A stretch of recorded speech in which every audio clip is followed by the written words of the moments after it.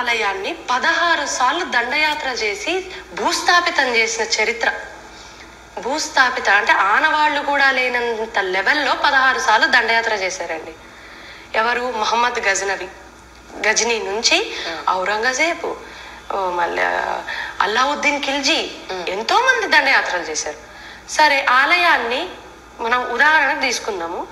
సరే అనుకుందాం ఒక విషయము, ఆలయాన్ని ఓన్లీ ఎన్ని ముచ్చట్లు చెప్పింది గజనీ అన్నది, తర్వాత ఇంకా 2-3 పేర్లు చెప్పింది. సో అందులో ఫస్ట్ వచ్చింది గజనీ. మిగతా వాళ్ళందరూ గజనీతోటి రాలే, గోరీ వచ్చిండు. తర్వాత గోరీతో పాటు వేరే వాళ్ళు వచ్చారు.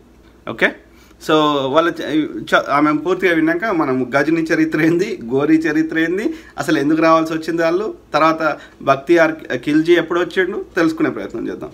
అంటే చరిత్రని తప్పు చెప్తా ఈ బాపనోడు, ఇక అది గతం కాబట్టి ఇక నా ఇష్టం ఉన్నట్టు చెప్తా అంటే కలవదు. అట్లా సంపద కోసము, లేకపోతే అక్కడ దొరికేటటువంటి ఆలయాలు అప్పట్లో బ్యాంక్స్ అండి. అవును, నిజం చెప్పాలి. అవునవును, అక్కడ ఉండేటటువంటి జ్యువెల్స్ కోసము, లేకపోతే అక్కడ ఉండేటటువంటి వాటి కోసమో చేసుంటే 16 సార్లు ఎందుకు దండయాత్ర జరుగుతుంది? అదే కదా, పూర్వ వైభవము అన్ని సార్లు ఉండదు కదా. అవును, నాలాంటి వ్యక్తులు ఏం చేశారంటే కట్టడానికి ప్రయత్నించారు.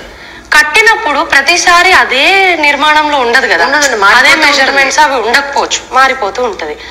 ఆ మారిపోయినా కూడా ప్రతిసారి టెంపుల్ ఒరిజినల్ నేమ్ అలాగే ఉంచారు.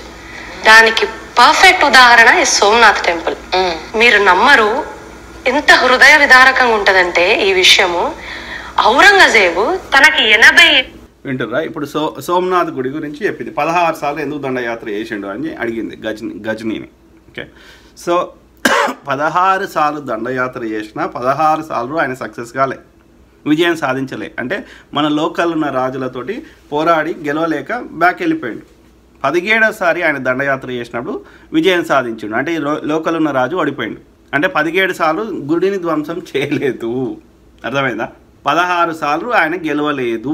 ఆయన ప్రయత్నం చేసిండు, వచ్చిండు, వస్తే మన ఇక్కడ లోకల్ ఉన్న రాజులు అతనికి కొట్లాడితే అతను ఆ యుద్ధంలో గెలవలేక వెళ్ళిపోయాడు. ప్రతిసారి వచ్చినప్పుడల్లా వీళ్ళ బలాలేంది బలహీనతలేంది తెలుసుకొని ఆ విధంగా నెక్స్ట్ టైం ఆ తప్పు చేయకుండా మళ్ళీ ప్రయత్నం చేసిండు. ఎందుకు వచ్చిండు ఆయన గజనీ అనేట ఆయన? గజనవీడు అంటే ఎక్కడ ఉంది? ఇప్పుడున్న ఆఫ్ఘనిస్తాన్లో ఉంది. ఎందుకు వచ్చిండు? అది బాగా ఎడారి లాంటి ప్రాంతాలు అవన్నీ, పర్షియా కానీ ఇరాను, మధ్య ఆసియా అవన్నీ ఎడారి లాంటి ప్రాంతాలు. సో వాళ్ళకి పైసలు కావాలి. వీళ్ళే కాదు, భారతదేశానికి ఎవరెవరో వచ్చారు. పెద్ద ఆ రోజులన్నీ ఎన్నో వర్తక వ్యాపారాలు జరిగేటి, సముద్రం ద్వారా జరిగేటి, రోడ్డు ద్వారా జరిగేటి. అర్థమైందా? భారతదేశంలో ముఖ్యంగా ఇది సిల్క్ వస్త్రాలకు ఫేమస్ భారతదేశం. అట్లనే ఈ స్పైసెస్ అంటే లవంగాలు, యాలకులు, దాల్చిని చెక్క ఇట్లాంటివన్నీ. అంటే ఏది ఇక్కడ కోరమండల్ కాదు, ఈ మలబార్ కోస్ట్. మలబార్ అంటే ఈ యొక్క తమిళనాడు, కర్ణాటక, ఈ మహారాష్ట్ర కూడా కిందికే. సో ఈ మెయిన్గా కేరళ ఎక్కువ శాతం. ఓకే, సో తీర ప్రాంతం, దాన్ని మలబార్ కోస్ట్ అంటారు. సో అక్కడ అంటే స్పైసెస్, అదేవిధంగా ఈ వస్త్రాలు, భారతదేశం నుంచి ఈ వస్త్రాలు ఎక్కువ డిమాండ్ ఉండేది కాబట్టి అవి వర్తక వాణిజ్యాలు ఎప్పటి నుంచో జరుగుతున్నాయి. చోళుల కాలంలో జరిగినాయి, తర్వాత జరిగినాయి. ఓకే, సో ఆ క్రమంలో భారతదేశంలో ఉన్న రాజులు ఏంది అంటే విలాసవంతమైన జీవితాన్ని గడిపేవారు. అనేక రకాలుగా పైసల పరంగా గట్టిగా ప్రజలు పేదరికంలో ఉన్నా కానీ వాళ్ళ యొక్క రాజమందిరాలు, వాళ్ళ యొక్క గుళ్ళు ఇవన్నీ మాత్రం బ్రహ్మాండంగా కట్టుకునేట్టు. ప్రజలు యొక్క అంత ధనవంతులు ఏం లేక యావరేజ్ మిడిల్ క్లాస్ టైప్ ఉండే కానీ వాడు చూపెట్టే వాని కోటలు, గుళ్ళు బ్రహ్మాండంగా చేసుకునేవాడు. అంటే ప్రజల సొమ్మంతా ఆ గుళ్ళ మీద లేకపోతే ఆ కోటల మీద. అంటే బయట దేశపులకు ఎవరికైనా విదేశీ వర్తకులు కానీ ఇంకెవరైనా వచ్చినా కానీ వానికి ఇవన్నీ చూస్తే వానికి కళ్ళు దిమ్మ తిరిగిపోయేటి అన్నట్టు. ఆ విధంగా ఏమైంది? అదేవిధంగా మనకి ఎందుకు బంగారం ఎక్కువ వచ్చింది మన దేశంకి అంటే అదే విదేశీ అప్పుడేంది ఈ యొక్క ఏమంటారు, మనకి ఇప్పటిలేక కరెన్సీ లేదు కదా. అప్పుడున్న కరెన్సీ అంతా బంగారము, లేదంటే యొక్క వెండి కూడా తర్వాత వచ్చింది, ఫస్ట్ బంగారమే. సో ఆ విధంగా ఎవడైనా వర్తకం వ్యాపారం చేసినప్పుడు బంగారమే ఇచ్చేటోళ్ళు. వానికి మన వస్తువులు ఇస్తే మనకు బంగారం ఇచ్చేటోడు. విదేశపోడు కానీ. అట్లా మన దేశానికి చాలా బంగారం కూడా వచ్చింది. మన దేశంలో దొరికిందే కాకుండా విదేశాల నుంచి కూడా ఎంతో బంగారం భారతదేశానికి వచ్చింది. ఆ విధంగా మనకి ఫస్ట్ నుంచి కూడా బంగారం మీద మోజు ఎక్కువ ఉండే కాబట్టి ఏదైనా బంగారంతో అన్ని గుళ్ళైనా ఏదైనా వాళ్ళ యొక్క రాజసింహాసనాలైనా అన్ని బంగారంతో చేసే వరకు విదేశాలను చూడడానికి ఏమనిపిస్తుంది, అరే ఏందిరా భారతదేశం ఇట్లా వెళ్ళిపోతుంది అని. అన్ని పెద్ద పెద్ద కోటలు, వాటి మీద బంగారం పూతలు, గుళ్ళ మీద బంగారం పూతలు ఇట్లా ఉండేసరికి మనులు, మాణిక్యాలు, వజ్రాలు, వైడూర్యాలు ఇదంతా చూసే వరకు వాళ్ళకి పిచ్చిలేసేది అన్నట్టు. అట్లా ఆ పాశ్చాత్యులకి లేకపోతే మధ్య ఆసియా వాళ్ళందరికీ ఏంటంటే భారతదేశంలో చాలా సంపద ఉంది, దీన్ని వాళ్ళకి ఆడ గతి లేదు అతి లేదు కాబట్టి దీన్ని మనకి నీకు మరి ఎట్లా రాజ్యం వెళ్ళాలి, నాకు పైసలు లేవంటే భారతదేశం పోయి ఎంతో కొంత తెచ్చుకుందామని వచ్చిండు అన్నట్టు. ఏది గజని. ఆయన 16 సార్లు దండయాత్ర చేస్తే విజయం సాధించలేదు. 17వ సారి ఈ 16 సార్లు చేసిన తప్పుల నుంచి పాఠాలు నేర్చుకొని 17వ సారి గెలిచాడు, విజయం సాధించినాక ఈ బాపనోడు ఏం చేసినాడు అంటే సంపద అంతా వాడిని గుళ్ళ దాచిపెట్టుకుంటాడు. ఇప్పుడు మీరు ఎక్కడైనా వండి శివలింగాలు పాతాయి, చాలా వరకు వాటి లింగం ఉండదు అక్కడ, ఎందుకంటే బాగా లోతు కదా అవి. అందులో మనులు, మాణిక్యాలు, వజ్రాలు, వైడూర్యాలు, బంగారము అన్నీ వాళ్ళ కింద పెట్టడం నాయన. కాబట్టి సంపద ఎత్తుకోవడానికి చాలా వరకు గుళ్ళని ధ్వంసం చేస్తాడు. అట్లనే వీడు వినాయకుని బొర్రలను ఇంకెక్కడనో దాచిపెట్టాడు. ఇప్పుడు అంతేందుకు ఇప్పటికి కూడా మన కేరళలో పద్మనాభ స్వామి ఆలయంలో నేలమాళికలలో ఎంతో బంగారం దాచిపెట్టారు. వాడు మరి బ్రిటిష్ వాడు ఎత్తుకుపోతాడనో లేకపోతే ఆ ముస్లిం రాజులు ఎత్తుకుపోతాడనో ఎవరు ఎత్తుకుపోతారో మనకు కరెక్ట్ చరిత్ర చదవాలి. కానీ ఆ నేలమాళికలు దాచిపెట్టిండు. ఒకటో ఏమో తెరిచిర్రు, ఇంకా మిగతా ఇంకా తెరవలే, నాగబంధం ఉంది అది ఇది ఉందని. సో అంటే మనకి ఏమర్థమవుతుంది, ఇక్కడ ఈ బాపనాయన గుళ్ళలో, అది ఏ గుడి అయినా కానీ, అమ్మవారి కానీ, విష్ణుమూర్తిది కానీ, శివుంది కానీ, ఏ గుడి అయినా సరే గుళ్ళలో సంపద దాచిపెట్టుకునేవాడు. కాబట్టి ఆ యొక్క సంపద కోసం గుళ్ళను ధ్వంసం చేసేవారు. 16 సార్లు గుడిని ధ్వంసం చేయలే, 17వ సారి విజయం సాధించినాక సంపద కోసం చేశారు. వీళ్ళు చెప్పేది నిజమైతే ముస్లిం రాజులు భారతదేశాన్ని పరిపాలించినాక భారతదేశంలో ఒక్క గుడి కూడా ఉండకూడదు. అర్థమైందా? మరాఠాలు యొక్క శివాజీ అన్నారు కదా, శివాజీ మహారాజు బీసీ ఆయన పేరు కట్ట నిలబెట్టారు, కానీ పరిపాలన చేసింది అంతా బాపన వాళ్ళే. వాళ్ళ యొక్క పేష్వాలు అంటారు, పేష్వాలు అంటే వాళ్ళ మంత్రులు, వాళ్ళంతా బాపన వాళ్ళే. బాజీరావు, మస్తాని ఇవన్నీ సినిమాలు వచ్చినాయి కదా, ఆ బాపన వాళ్ళు రాజ్యమే లేరు మరాఠాలు. సో వాడు అందరి దగ్గర పైసలు వసూలు చేస్తాడు. అట్లా శ్రీరంగపట్నంలో విష్ణుమూర్తి ఉంటుంది కదా, సో అక్కడ అది ఎవరు పరిపాలన చేస్తుండే, టిప్పు సుల్తాన్ చేస్తుండే. టిప్పు సుల్తాన్ కాలంలో మరాఠాలు దండయాత్ర చేసి ఆ శ్రీరంగ స్వామి దేవాలయంలో ఉన్న సంపద ఎత్తుకోవడానికి ప్రయత్నిస్తే మరాఠాలు, ఈ బాపనోళ్ళు, పేష్వాలు, అప్పుడు ఏం చేసిండు, ఆ యొక్క పూజారి, శ్రీరంగపట్నంలో ఉన్న పూజారి బతిలాడుకున్నాడు టిప్పు సుల్తాన్, నాకు రక్షణ కల్పించు, ఈ మరాఠాలు వచ్చి సంపద అంతా ఎత్తుకు ఈ బాపనోళ్ళు వచ్చి ఎత్తుకోతున్నారు. అర్థమైందా? అట్లా మీరు యొక్క 1100, 1200 సంవత్సరంలో ముస్లింలు వచ్చారు. గజని కానీ గోరి కానీ. ఓకే, కానీ వీళ్ళు రాకమంటే ముందు చోళులు పరిపాలించిండ్రు, చాళుక్యులు పరిపాలించిండ్రు, ఇక్ష్వాకులు పరిపాలించిండ్రు, శాతవాహనులు పరిపాలించిండ్రు, రాష్ట్రకూటులు పరిపాలించిండ్రు, విష్ణుకుండిన్లు పరిపాలించిండ్రు, అంతకంటే ముందు ఇంకా ముందుకు పోతే మౌర్యులు పరిపాలించిండ్రు. ఒక్కొక్క రాజు వచ్చినప్పుడు కాకతీయులు పరిపాలించిండ్రు, ముసునూరు కాపయ్య నాయకులు పరిపాలించిండ్రు. ఇట్లా ఒక్కొక్క రాజు వచ్చిన ఒక రాజేమో బుద్ధిజం పాటించేవాడు, ఒక రాజేమో జైనిజం పాటించేవాడు, ఇంకో రాజేమో శైవం పాటించేవాడు శివుని రిలేటెడ్, ఇంకో రాజేమో విష్ణుమూర్తిని పాటించేవాడు. ఆ విధంగా ఒక్కొక్క రాజు వచ్చినప్పుడు ఆ పాత రాజు యొక్క ఆనవాళ్ళు లేకుండా చేసేవాళ్ళు, వాళ్ళు కూడా గుళ్ళను ధ్వంసం చేసేవారు. 2 కారణాలు, ఒకటి సంపద దోసుకోవడానికి, రెండోది ఎందుకంటే గుళ్ళల్ని బాపనోడు సంపద దాచిపెట్టేటోడు కాబట్టి, రెండోది ఏంటంటే పాత రాజు యొక్క చరిత్ర ఆనవాళ్ళు లేకుండా చేయడం. ఈ విధంగా ప్రపంచంలో, మన దేశంలో జరిగినాయి, ప్రపంచంలో కూడా ఎన్నోసార్లు జరిగినాయి. అది మీరు మెసోపటోమియా చరిత్ర తీసుకోండి, బాబిలోనియా తీసుకోండి, అంకోర్ వాట్, కంబోడియా, ఎట్లా చాలా ఇండోనేషియా, ఎన్నో ప్రపంచ దేశాలు అన్నిట్లో ఈ సిమిలర్ స్టోరీ. ఓకే, అంటే నేను ఏం చెప్తున్నా అంటే ఇక్కడ మతం పేరు మీద మన దేశంలో యుద్ధాలు జరగలేదు. సింపుల్. సంపద కోసం మాత్రమే, లేకపోతే రాజ్య విస్తరణ కోసం మాత్రమే జరిగినాయి, గుర్తుపెట్టుకోండి. ఓకే, సో ఆ క్రమంలో ఇక్కడ సోమనాథ దేవాలయాన్ని ఒకటేసారి ధ్వంసం చేసిండు ఆయన సంపద కోసం మాత్రమే. 16 సార్లు గజని భారతదేశంలోకి దండయాత్ర చేసి సంపద ఎత్తుకోవాలని ప్రయత్నం చేసిండు, కానీ గెలవలేదు. అంటే తప్పుడు సమాచారం చెప్తుంది అమ్మాయి. వచ్చాక 80వ సంవత్సరంలో సోమనాథ్ ఆలయం ఇంకా ఉందా, అక్కడ ఇంకా వర్షిప్ జరుగుతుందా, అక్కడ వర్షిప్ జరిగితే ఇప్పుడే వెళ్ళి దాన్ని ధ్వంసం చేయండి అని ఆర్డర్ ఇచ్చాడండి. ఏ విధంగా పచ్చి అబద్ధం మిత్రులారా. ఔరంగజేబు అంట ఏది ఆయన 80 ఏళ్ళ వయసులో అంట సోమనాథ్ దేవాలయాన్ని ధ్వంసం చేయమని అడిగిండట. ఔరంగజేబు కింద ఆస్థానంలో ఎంతోమంది హిందువులు పనిచేశారు మంత్రులుగా. ఓకే, ఆయన సైన్యంలో కూడా హిందువులు ఉండే. ఆయన ఔరంగజేబు ఎక్కువ శాతం తన సమయాన్ని ఇది యొక్క చాలా సింపుల్ లైఫ్ గడిపేవాడు ఔరంగజేబు. ఆయన యొక్క ఇది ఆయన నేల మీద కటిక నేల మీద పడుకునేవాడు. ఎలాంటి లగ్జరీ లైఫ్ గడిపేవాడు కాదు. టోపీలు కుట్టుకొని వచ్చిన పైసలతోటి ఆయన ఆ యొక్క బతికేవాడు. అర్థమైందా?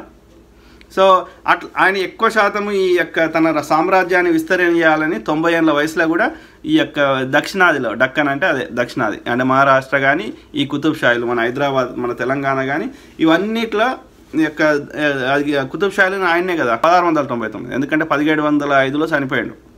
సో ఆ క్రమంలో ఏది ఆ యొక్క దక్షిణాదిల సామ్రాజ్యాన్ని విస్తరించాలని చెప్పి శతవిధాల ప్రయత్నం చేసినప్పుడు ఈ మరాఠాలతోటి ఆయన గెలవడానికి అక్కడ అదే ఫెయిల్ అయ్యి అక్కడనే ఔరంగాబాద్లో చనిపోయాడు ఆయన. సో ఆయన ఇక్కడ దక్షిణాదిలో బిజీ ఉన్న ఆయన మళ్ళీ అక్కడెక్కడో సోమనాథ్ గుజరాత్లో పోయి ఆడ గుడి ఉందా అంటే మరి ఈయన దక్షిణాదిలో ఉన్నప్పుడు దక్షిణాది గుళ్ళని కూలగొట్టుతాడు కదా. ఈ అమ్మాయి కావాలని బురద తల్లుతున్నది.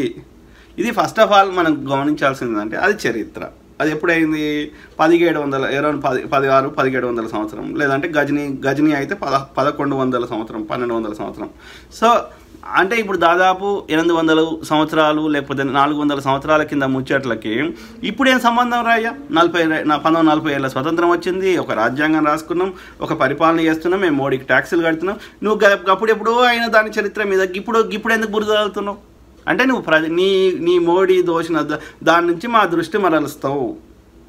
పొద్దుగా లేస్తే హిందూ ముస్లిం గొడవలు పెడతావు, అంతే కదా. ఇప్పుడు ముస్లిం దేశాలతో సహా దుబాయ్తో సహా అనేక దేశాల్లో ఈ యొక్క ఆఫ్రికా దేశాలు, మారిషస్, లేకపోతే మలేషియా, లేకపోతే మన యొక్క ఇది అమెరికా, లండన్, యూకే అనేక దేశాలు హిందువులు లేని దాదాపు దేశం లేదు. ఫిజీ, శ్రీలంక, జాఫ్నా, మరి అన్ని దేశాల్లో ఈ యొక్క అమెరికాలో ఎన్ని గుళ్ళు, యొక్క పెద్ద పెద్ద గుళ్ళు, Swaminarayan temple, BAPS temple, ISKCON temple, Saibaba గుళ్ళు, బాలాజీ వెంకటేశ్వర స్వామి గుళ్ళు, శివుని గుళ్ళు, ఇట్లా రకరకాల గుళ్ళు. మరి ఇంత ఎక్స్పాండ్ అయింది కదా ప్రపంచంలో. ఎందుకు పొద్దుగాలేసి ఫేక్ అబద్ధాలు చెప్తావు? ప్రజల దృష్టిని మోడీ మీ బాపనోళ్ళ దోపిడి నుంచి ఎందుకు దృష్టి మరల్చే ప్రయత్నం చేస్తున్నావు? ఆలోచించండి మిత్రులారా. అంటే తప్పుడు సమాచారం ఎందుకు చెప్తున్నావు అనేది నా ఇక్కడ ఇది. ప్లస్ అది గత చరిత్ర. అప్పుడున్న చట్టాలు వేరు, అప్పుడున్న రాజ్యాలు వేరు, అప్పుడున్న యుద్ధాలు వేరు, అప్పుడున్న నిబంధనలు వేరు. ఎప్పుడుదో ఇప్పుడు ఎందుకు తీసుకొచ్చి మనకి ఈ విషయం నింపుతావు? కరెక్ట్ కాదు. ధ్వంసం చేయండి అంటే అది మళ్ళీ ఇంకా అసలు మళ్ళీ దాని నిర్మాణం జరగకూడదు అనే లెవెల్లోని. ఎందుకని అంటే that was their agenda. If that is their agenda, మరి సోమనాథ్ ఆ దేవాలయాన్ని ఎప్పుడో కట్టిర్రు కదా, ఎప్పుడో కట్టిర్రు. ఎందుకు మాట్లాడతారు? One thing they wanted to loot the country, అది మన హిస్టరీ చెప్తుంది. రెండోది ఇస్లాం యొక్క ప్రాపగేషన్ కోసం అప్పట్లో. అట్లా కాదు. ఇప్పుడు గజనీ ఒక్కటే రాలే కదా, తర్వాత ఆయన ఎవరు? ఇప్పుడు పోర్చుగీస్ వచ్చిండు, బ్రిటిష్ వాడు వచ్చిండు, ఫ్రెంచ్ వాడు వచ్చిండు, డచ్ వాడు వచ్చిండు, అంతకంటే ముందు ఈ యొక్క తైమూర్ వచ్చిండు, అంతకంటే ముందు నాదిర్ షా వచ్చిండు పర్షియా నుంచి. అనేక మంది ఎత్తుకోయారు. కానీ వాళ్ళు ఢిల్లీని సామ్రాజ్యాన్ని ఆకుపోయేసి ఈ యొక్క ఏది నెమలి సింహాసనము, తర్వాత కోహినూరు వజ్రం, అట్లా చాలా ఎత్తుకోయారు. మరి అవి గుళ్ళు కాదు కదా మరి అవి. ఎర్రకోటలో ఉన్నటువంటి షాజహాన్ కట్టించిన ఎర్రకోటలో ఉన్నటువంటి నెమలి సింహాసనాన్ని నాదిర్ షా అనే పర్షియా చక్రవర్తి ఎత్తుకుపోయిండు. తైమూర్ అనే పర్షియాకు చెందిన చక్రవర్తి వచ్చి టామర్లిన్ లేదా తైమూర్ అంటే ఆయన వచ్చి ఆయన ఎత్తుకుపోయిండు. మరి అది గుళ్ళు కాదు కదా. ఎర్రకోట అనేది అది కూడా ముస్లిమ్సే పరిపాలించారు కదా మొఘళ్ళు. అంటే నువ్వు చెప్పేది అబద్ధం. అర్థమైందా? ఆ గుళ్ళు ఒక రాజ్యంలో దండయాత్ర చేసి ఎత్తుకుపోయిన దానికి ఒక చిన్న గుళ్ళ ఎంత సంపద ఉంటుంది అయ్యా?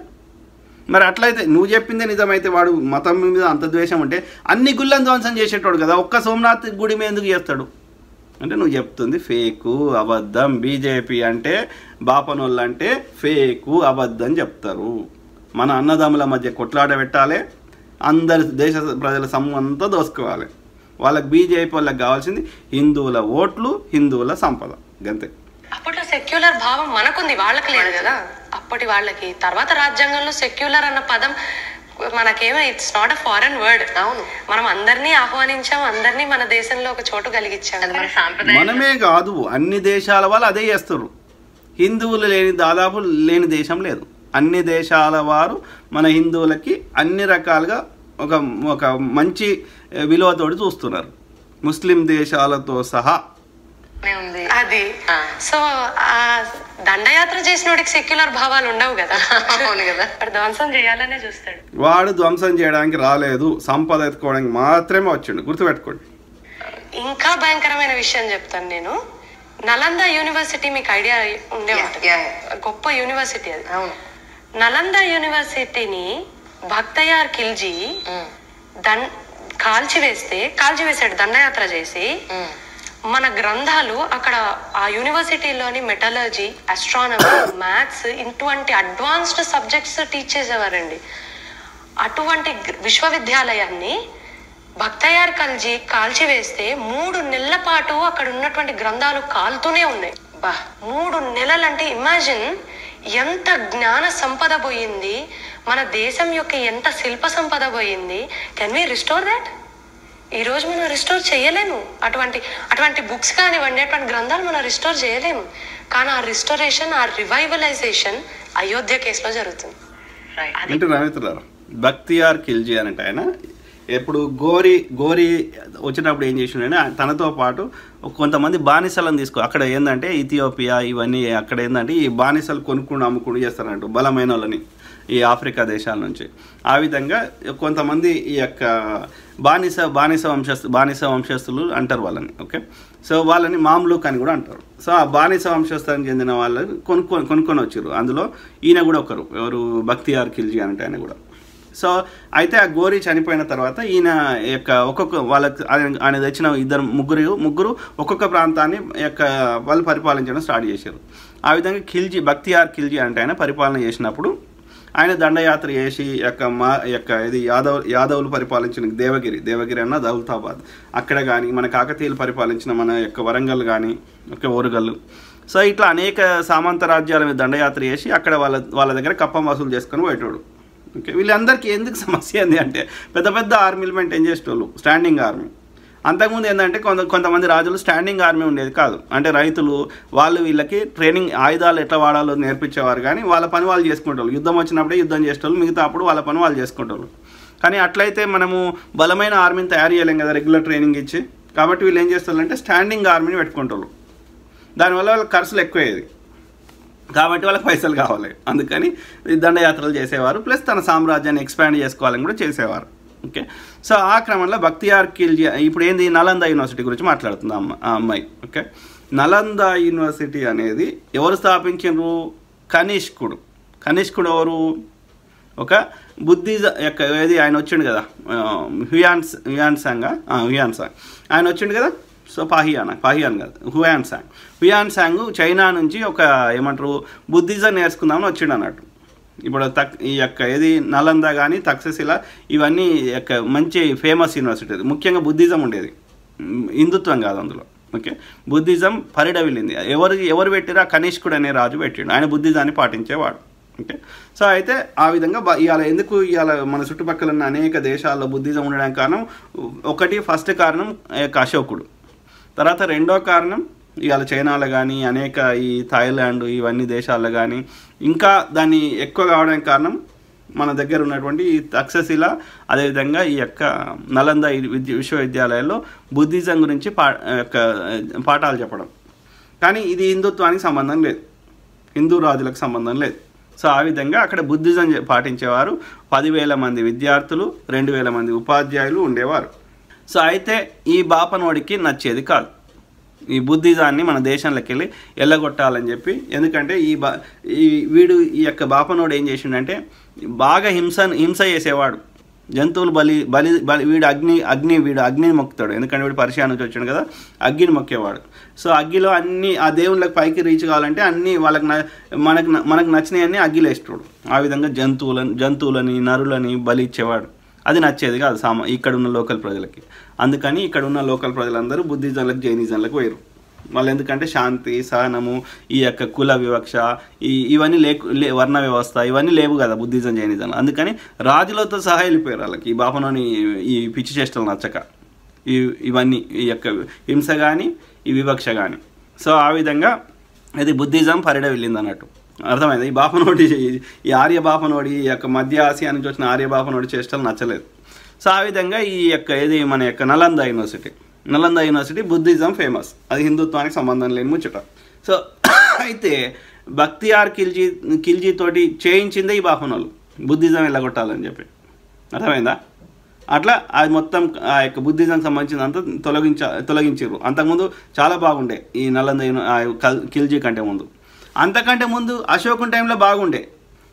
అప్పుడు ఏం చేసిర్రు, పుష్యమిత్ర శుంగుడు అని ఒక బాపనోడు ఉండే.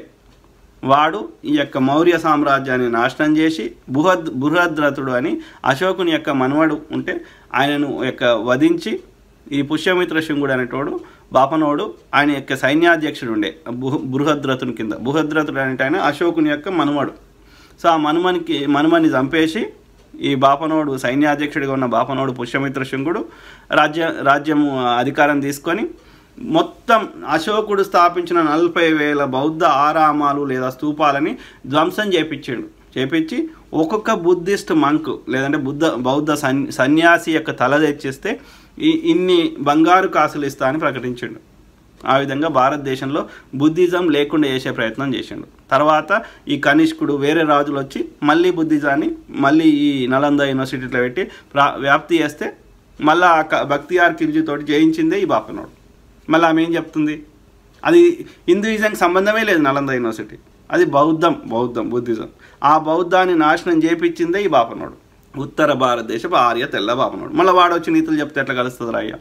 అందుకే అంటున్నా, చరిత్రని సరిగ్గా చదువుకోవాలి, వాట్సాప్ యూనివర్సిటీలో చదువుకోకూడదు. గొప్ప విషయం. అందుకే that is the trending topic now. మీరందరూ ఎందుకు ఇంత ట్రెండింగ్, ఎందుకు ప్రపంచం మొత్తం చూస్తుంది అంటే ఎందుకు చూస్తుంది. సో అలాగా స్టార్ట్ అయింది. ప్రపంచం ఎందుకు చూస్తుంది అంటే మీ గోధీ మీడియా చూపెడుతుంది కాబట్టి చూస్తుంది. మాకు మీ గోధీ మీడియాకి సంబంధం లే. రాముడు సర్వాంతర్యామి. మాకు యొక్క భద్రాచలం రాముడు ఎంతనో అయోధ్యలో ఉన్న రాముడు కూడా గంతనే. దానికి బీజేపీ పార్టీకి లింక్ పెట్టకూడదు. హిందూ ధర్మశాస్త్రాలను పాటిస్తలేడు నరేంద్ర మోడీ. భార్యా సమేతంగా పూజ చేయాలి ఫస్ట్ది. రెండోది అక్కడ ఈ యొక్క వేద మంత్ర ఉచ్చారణ కానీ లేకపోతే ఆ గుళ్ళను ప్రారంభించడం కానీ పీఠాధిపతులు మఠాధిపతులు పూజారులు చేయాలి. భార్య లేనటువంటి యొక్క నరేంద్ర మోడీ కాదు. ప్లస్ ఈ గుడి యొక్క 45% 50% పూర్తయింది. ఇంకా సగం 50% పూర్తి కాలే. ఇంకా సగం పని మిగిలి ఉంది. అసంపూర్తి అయిన గుడిని అట్లా ఓపెన్ చేయడం హిందూ ధర్మశాస్త్రం ప్రకారము ఆగమ శాస్త్రాల ప్రకారం అది విరుద్ధము. కాబట్టి నువ్వు అసంపూర్తి అయిన గుడిని అదేవిధంగా ఈ యొక్క పూజారులు చేయాల్సిన పని, పీఠాధిపతులు చేయాల్సిన పని నువ్వు ఓపెనింగ్ చేయడము, ప్లస్ అది భార్యతో చేయాల్సిన హిందూ ధర్మశాస్త్రం కానీ భార్యతో కూడి చేయాల్సిన పనులని ఒక భార్య లేకుండా చేయడం అనేది ఇవన్నీ హిందూ ధర్మశాస్త్రాలను పాటిస్తలేవు. కాబట్టి మేము రాము, నువ్వు పిలిచినా రాము పిలవకున్నా రామని ఆదిశంకరాచార్యుడు స్థాపించినటువంటి 4 పీఠాధిపతులు రామని చెప్పి రాలేదు. మన వాళ్ళ మీద కూడా బురద చల్లడం. ఆలోచించండి. అంటే మోడీ ఎంత నియంత అయిపోయిందంటే నేను ఏం చెప్తా అది అంటే తను కూడా ఒక రాజు లెక్క ఫీల్ అవుతున్నాడు. అంటే భారత రాజ్యాంగాన్ని విలువ లేదు బీజేపీ పరిపాలన, ఈ బాపనోని పరిపాలనలో. వెనకటైనా ఇప్పుడైనా అదే పరిస్థితి. As simple as that. Okay. అంటే మనం ఎందుకు వ్యతిరేకిస్తున్నాం? మన రాముని గురించి కొట్లాడలేదు. మా కొట్లాట అంతా రాముని పేరు మీద హిందువుల ఓట్లు హిందువుల సంపద కొల్లగొడతా అంటే మరి నీకు అంత నిజంగా రాముని మీద అంత ప్రేమ ఉంటే ప్రధానమంత్రికి రాజీనామా చేసి అదే అయోధ్య గుళ్ళ పూజారి కావచ్చు కదా మోడీ. ఆలోచించండి మిత్రులు దయచేసి. ఓకే. 11 రోజులు మరి ఈడ ఉన్నా అంటున్నావు, మరి 11 రోజులు ప్రధాని బాధ్యతలు పక్క పెట్టినట్టే కదా. మళ్ళీ ఏమంటాడు, నేను 24 గంటలు పని చేస్తున్నాను ప్రచారం చేసుకుంటాడు. కాబట్టి మోడీ పరిపాలన చేస్తలేడు. మోడీ బొమ్మ పెట్టి ఆయన బీసీ కాదు బనియా, బీసీ అని రాయించుకొని అట్లా ఆయన బొమ్మ చూపెట్టి ఆయన చూసుకుంటే చదువుతాడు ముచ్చటకు అంతే. ఆయన బొమ్మ పెట్టి వెనక వీళ్ళందరూ బాపనోళ్ళు రాజ్యం వెళ్తుర్రు, దోసుకుంటారు. మసీదీ జన్మస్థానం. సో ఎప్పుడైతే ఆలయాల్ని ధ్వంసం చేశాక వీళ్ళు పునర్నిర్మాణం చేస్తూ వచ్చారో ఆలయం పేరు అదే ఉండింది. దట్ ఈస్ హౌ రామ జన్మభూమి అనే పేరు అలాగే ఉండింది. ఈ సోమనాథ్ లాగానే, సోమనాథే కాదు మీరు చూసుకుంటే దిస్ రెప్లికా ధ్వంసమైన ప్రతి టెంపుల్ దగ్గర ఇదే ప్యాటర్న్ కనిపిస్తుంది మనకి. అవును, పేర్లు అవే ఉంటాయి, టెంపుల్ అదే ఉంటుంది. సో అలా జరిగింది అన్నట్టు. అదే ఇప్పుడు అయోధ్యలో రాముడు పుట్టిండు అనేది అక్కడ రామాయణం ఉంది. మరి ఇప్పుడు సీత పుట్టిన ప్లేస్ ఎక్కడ అక్కడ నేపాల్లో ఉంది. మరి ఇప్పుడు ఏం చేస్తాడు నరేంద్ర మోడీ? మానస్ సరోవర్ అని ఇప్పుడు శివుడు ఉండేది లేకపోతే కైలాసం అనేది అక్కడ హిమాలయాల్లో ఉంది, లేదంటే మానస్ సరోవరం అయితే చైనా కంట్రోల్ ఉంది. ఇప్పుడు ఏం చేస్తాడు నరేంద్ర మోడీ? మానస్ సరోవరాన్ని గుడి కడతాడా? సీతమ్మ తల్లి పుట్టినటువంటి నేపాల్లో ముడి అది ఏది అక్కడ కడతాడా? మైథిలీలో కడతాడా? మిథిలా నగరంలో కడతాడా? ఎడగడతాడు? రాముడు సర్వాంతర్యామి కాదా చెప్పమానండి. మరి అదే నువ్వు చెప్పిందే నిజమైతే దేశంలోని అన్ని రామాలయాలు ఎత్తేద్దాం, ఒక అయోధ్యలోనే పెడదాం, అక్కడొక్కడే ఉన్నాడైతే. అందుకే అంటున్నా మీకు మెంటల్ ఉంది మీ అందరికి ఈ బీజేపీ ఆర్ఎస్ఎల్కి.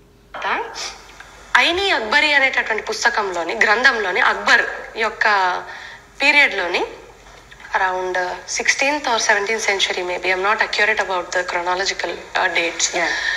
ఆ ప్రాంతంలోని ఆ టైంలోని ఐనీ అక్బరీ అనేటటువంటి పుస్తకంలో చాలా క్లియర్గా అక్బర్ ఏమని రాశాడంటే, అక్బర్ హనుమాన్ టీలా అనేటటువంటి ప్రాంతంలోని ఈ అయోధ్యలో హనుమాన్ టీలాలోని 6 బీగాస్ ఆఫ్ ల్యాండ్ హనుమాన్ టీలాకి ఇచ్చాడండి.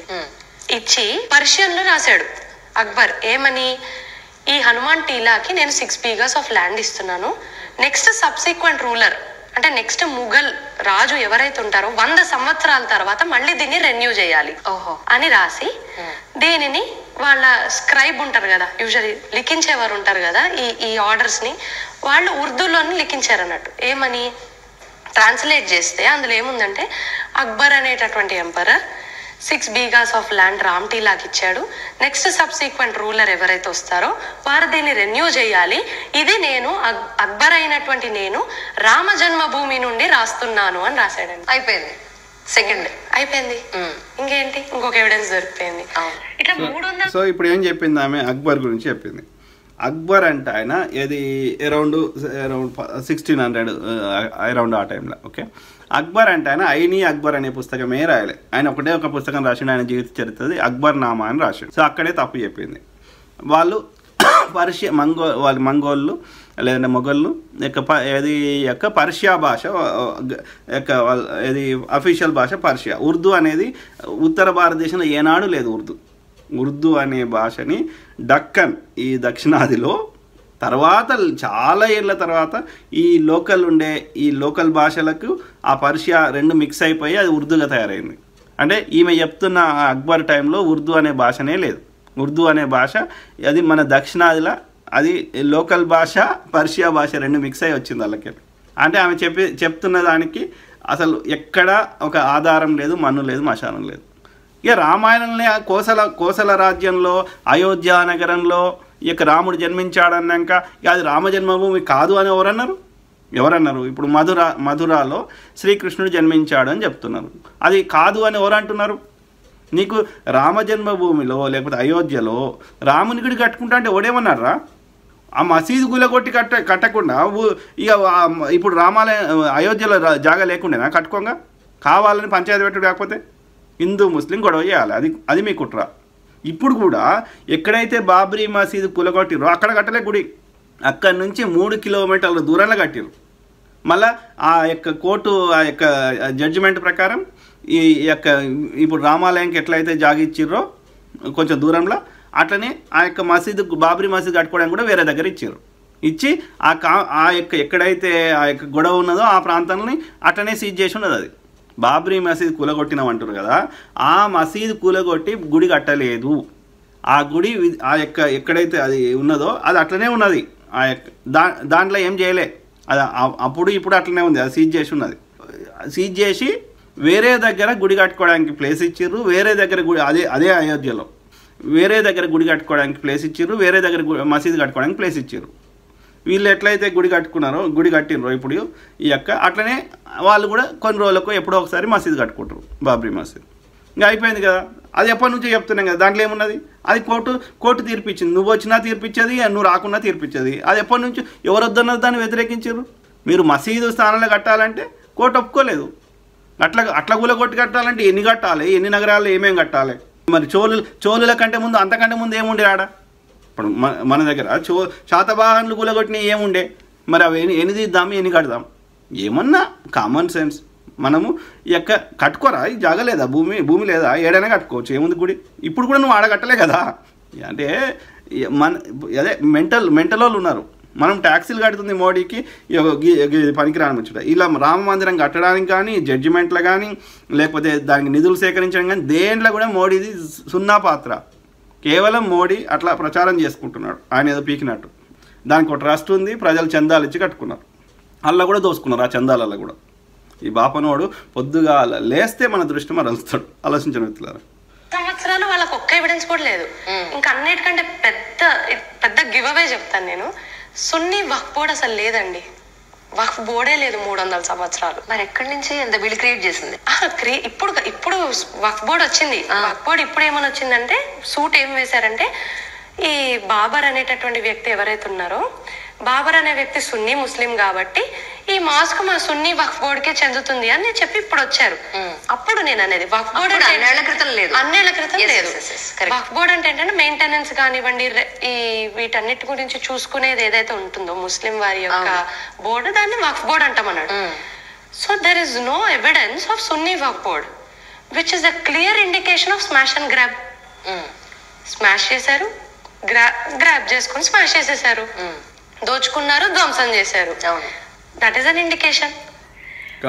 ఈ వక్ఫ్ ఈ కంప్లీట్ చేసినాక మాట్లాడదాం. అన్నిటికంటే ముఖ్యమైన వాళ్ళంతటా వాళ్ళు చెప్పిన ఎవిడెన్స్ లేవి. సో వక్ఫ్ బోర్డ్ అనేది ఏంటంటే ఎవరైనా ముస్లింలు ఏదైనా పాడుపడ్డ మసీదులు కానీ, లేకపోతే ఎవరైనా మసీదులకు కానీ, ఎవరైనా ముస్లిమ్స్ దానం చేసిన ఏమైనా ఉంటాయి కదా, అవిటిని ఇది పట్టించుకోకపోవడము, వాటి రెనోవేట్ చేయకపోవడము, లేకపోతే అవి శిథిలావస్థ కావడము, లేకపోతే వాళ్ళ యొక్క ఆ మసీదుకి సంబంధించిన స్థలాలని ఎవరైనా కబ్జా పెట్టడము, ఇవన్నీ మసీదులే కాదు. ఇప్పుడు ఏంటంటే కొందరు ముస్లిమ్స్ ధనవంతులు కానీ, ముస్లిం రాజులు కానీ, ముస్లింలు వాళ్ళ యొక్క బాగుపడడానికి భూములు కానీ, లేకపోతే ఈ యొక్క పైసలు కానీ రకరకాలుగా దానం చేసేవాళ్ళు అన్నట్టు. సో ఆ క్రమంలో ఏమయ్యేది, వాళ్ళు ఎవరు దానికి ఒక బోర్డు లేక దాన్ని ఎవరు పట్టించుకోకపోతే చాలా వరకు ఆ యొక్క వాళ్ళు ఎవరైతే దానం చేసారో అవన్నీ కబ్జా అవుతున్నాయి.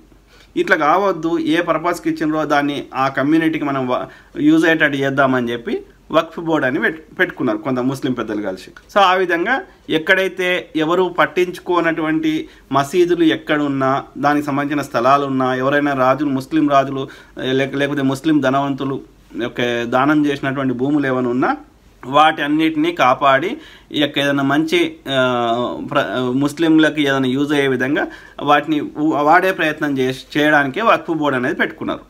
సో అది స్వతంత్రం వచ్చినాక ఎప్పుడు రీసెంట్గా అంటే ఒక ఈ 30-40 ఏళ్ళలో 50 ఏళ్ళలో సో ఈ మధ్య కాలంలో పెట్టుకున్నారు. సో అప్పుడెప్పుడో బాబర్ టైంకి దీనికే సంబంధం వక్ఫ్ బోర్డుకి. నువ్వు చెప్పే మాట ఎట్లున్నది చూడండి. ఆలోచించండి మిత్రులారా. అంటే ఏం మాట్లాడతారో, ఎందుకు మాట్లాడతారో అర్థం లేని మాట. దాన్ని ఎవడు విభేదిస్తున్నారు? అయోధ్యలో రాముడు జన్మించలేదని ఎవరు అంటున్నారు? Nobody is differing. You are unnecessarily creating the issue. ఎవరు విభేదిస్తలేరు కదా. అయోధ్యలో రామ మందిరం కట్టుకుంటా అంటే ఎవడేమనలేదు.